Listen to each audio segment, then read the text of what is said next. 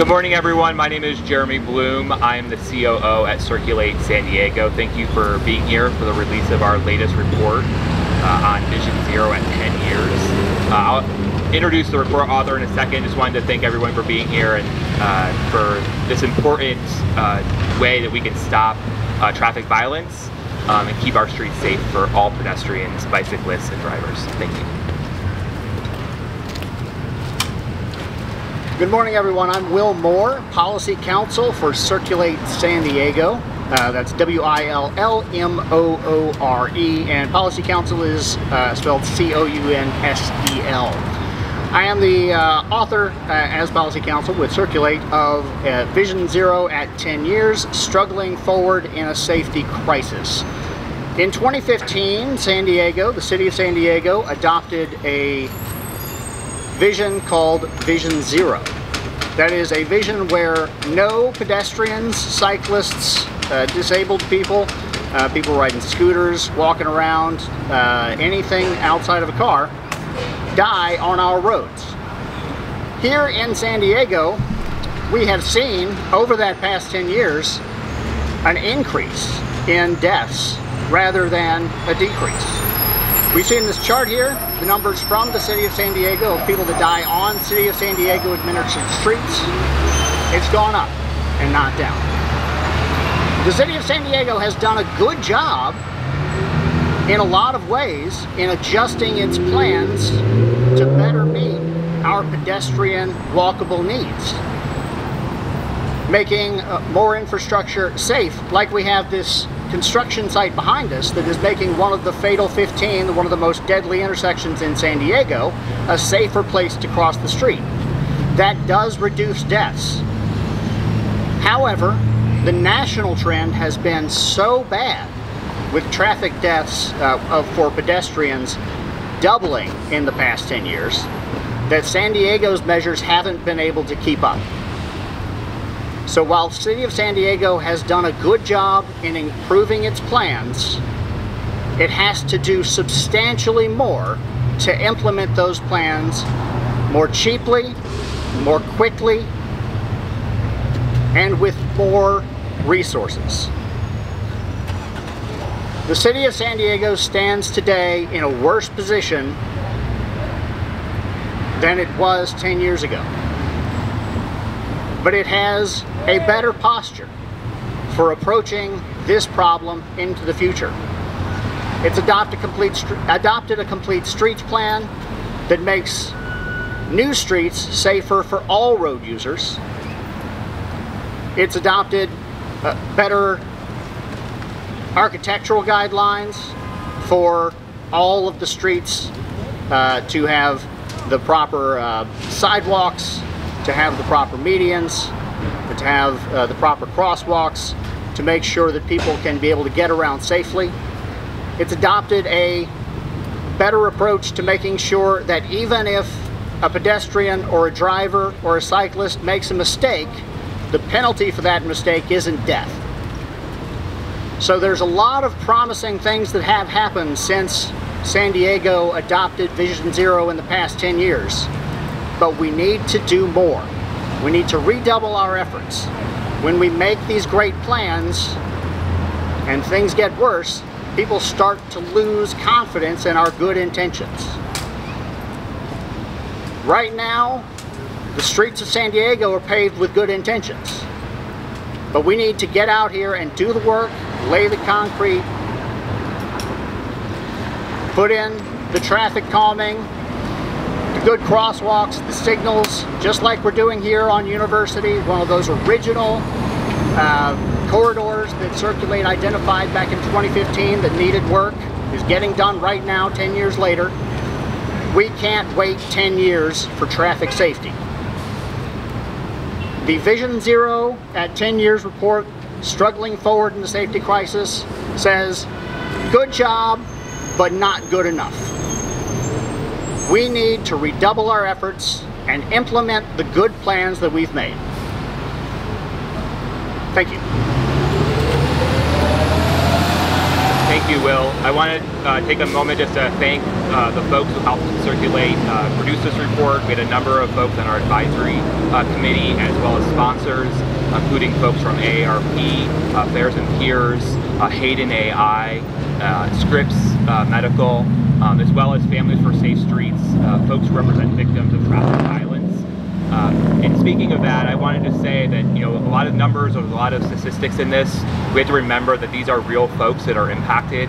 There are husbands, our wives, our children, friends, and family.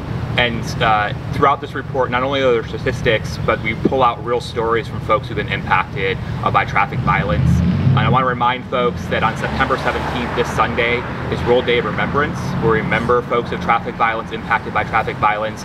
And Circulate will be co-hosting, along with Families for Safe Streets San Diego, a vigil for those victims at Bernie Elementary School, University, at El Cajon and Park Boulevard. And you're all welcome to that vigil. That concludes the press conference. We have a number of folks who are available for stand-ups, for interviews. So just come forward, we can answer your questions.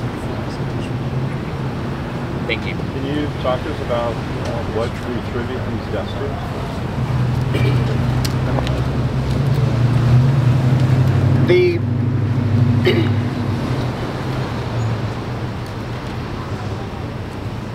I got a question. What is causing the increased deaths? We have more dangerous streets nationwide. We have larger vehicles that accelerate more quickly and go more quickly. And when you have someone hit by a vehicle that's larger, that's going faster, they're more likely to die. One thing that the report found is traffic crashes involving pedestrians and cyclists didn't actually go up that much. It stayed steady, both here locally and nationwide. However, those crashes were more fatal. So the entire addition to the fatality was based on the same number of crashes. So if you get hit, you're more likely to be killed because the cars are going faster and they're bigger. So we here in San Diego, we don't control that as much. But what we can control is how safe our streets are in response to that. So considering the population growth and the number of cars that are increasing, you know, with the population growth, is it realistic to have a zero sum as the end result of what you're wanting? I got two questions. One, considering population growth and miles traveled, is can we reduce traffic fatalities for pedestrians? First, we do have a chart in the report. It's not up here, but there is a chart in the report that shows that fatalities have increased. Fatalities per mile traveled have actually increased. So it's not just population growth or amount of miles traveled, but per miles traveled they've increased above that. So that's one point.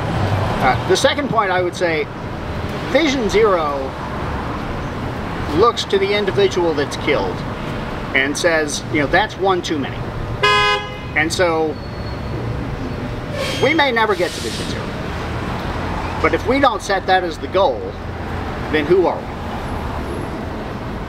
E-bikes are a new thing, but it contribute to this at all? We have not seen anything that suggested a increase in electric bikes being a major part of this. Indeed, bicycle fatalities contribute relatively little. These are almost all pedestrian fatalities. I see that the rates went down in 2020. We can all kind of figure that out. Right. 2017, you know what happened there? In 2017, so you see here in the chart, in 2017 and 2020, there are decreases. 2020, obviously, people stopped going outside for a period of time, so that contributed some. 2017, statistics move around. Baseball players get in slumps the same way, and so that's kind of statistical noise. It was just a good year. Well, you mentioned that it's interesting. It's actually more of a pedestrian problem than a bike problem, but oftentimes when people see the results of this sort of thing, they think of bike lanes, right? North Park, people love to complain about their bike lanes. Given that the bike lanes have actually gone forward and they're there, are resources being allocated in the right way if we are getting more bike lanes, more protected, things of that nature, but pedestrians is a real problem. Well, it's funny you should ask that. I got a question about whether allocating resources to bike lanes is the correct response to this problem. Having more people on bikes and fewer people in cars means fewer people are running people over in cars, first. And second, studies done over the past 5-6 years have found that when you, and this isn't obvious, but it is the case, when you add bike lanes and infrastructure like protected bike lanes to a road, pedestrian fatalities go down because the road becomes safer, generally, because the effect that has on the traffic, the way the road looks to you while you're driving, just makes you be more careful and look out for more people. Does the report include anything like traffic enforcement? There is a section on traffic enforcement. Now, we have to be careful with traffic enforcement because it's obviously a sensitive issue around law enforcement and disparate enforcement. But we also find that, and this is cited in the report, that the communities that suffer the most from pedestrian deaths are the communities that we worry about suffering from disparate traffic enforcement. So what we recommend is looking to new methods like traffic cameras, speed cameras, bus cameras, that sort of thing,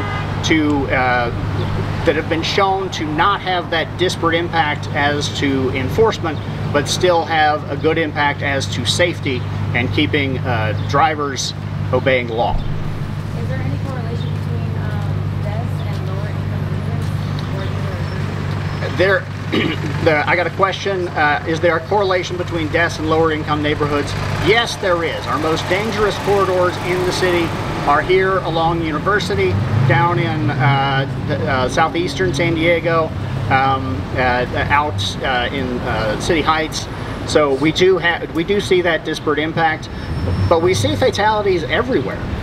One of the reasons that we don't show fatalities in some of our more suburban neighborhoods is they are so hostile to pedestrians, people just don't walk around there at all, which is also not the response we want. So this is really a citywide problem, and we need to approach it on a citywide basis, yes. Ms. Bowen. You mentioned the Complete Streets policy. The city's also updating the street design manual. And I'm wondering if you have any concrete, specific recommendations for new design standards that you think would improve safety, like the width of a lane or the width between crosswalks, things like that. So I just got a question about the update to the streets design manual. As part of the council policy that was passed last December, an instruction went to the transportation department to update the city's street design manuals for everything from traffic lanes to cycle lanes and what have you. Those are to be updated for the first time really since 2013. Those are to be updated in accordance with national standards. There are national certifying body, it's called NACTO, I don't want to get into that too much, but those are good standards that are up to date with the state of the art. One of the things we've seen from the period of the 50s to the 80s to the 90s is when we wanted to make a street safer, we thought, oh, what would make a street safer? You widen the lane. When you widen the lane, the car goes faster, the driver feels safer and goes faster, and when that driver goes faster, and listen, you're not going faster to your destination, you're going faster than the next red light. When the driver goes faster, it becomes less safe for everybody else in the street. So one of the things that we've heard from our neighborhoods, requests from our neighbors, is to have traffic calming, where you slow down the streets through our neighborhoods and make them safer that way. And that is one of the recommendations that the national standards from NACTO would implement when they update the street design manual. You talked a little bit about this. Can you explain what you're talking about as far as that? So what the city is doing here, you see a construction zone behind me, our friends from the community, members of Families for Safe Streets. This intersection that we see here is one of our fatal 15 intersections, one of the most deadly intersections in the city. People get killed here at University and 44th more often than in the rest of the city. What we see on University is some very good work being done to address that and this entire University corridor, which has been very dangerous for a long time. There's a roundabout up the street here. There is a lighted intersection with flashing lights and big bright stripes behind me that are being put in. We've got a hardened turn lane here to make sure that cars aren't making unexpected left turns that might go into pedestrians as they cross across the crosswalk here. There's a widened, more dedicated bike lane. And so these are all examples of improved standards that aren't going to slow down anybody as they try to get to work, but will make it safer for people trying to walk across the street. This construction project has been going on since January of 2023, and one thing about it is that it's hurting a lot of the local businesses here. So for the city to try to push the city to be able to act faster and not have a project, you say it can't take 10 years, but it also can't take 2 or 3 if you want a quick solution. So how would you recommend the city actually take the approach of making these adjustments quicker? That is, thank you. This project has been going on since January of 2023. That's a year and a half of the businesses down the street being disrupted. This is a necessary project. We want this project to happen, and we need to take every step we can to make sure these projects happen faster and cheaper. One thing that we face in San Diego is we have a resource problem. We have to take resources from somewhere and put them in another place if we want to put more resources to this problem. And we have to make the construction faster so it impacts our communities less, and we have to make it cheaper so we can do more of it. So there are a lot of very complex things that go into those construction timelines, but we are encouraging the city to look for every possible way to speed those up. The quick build program that we have cited, that they're doing some very good work with, creates some ability to do faster projects and get them in place very quickly. They don't just have to be strike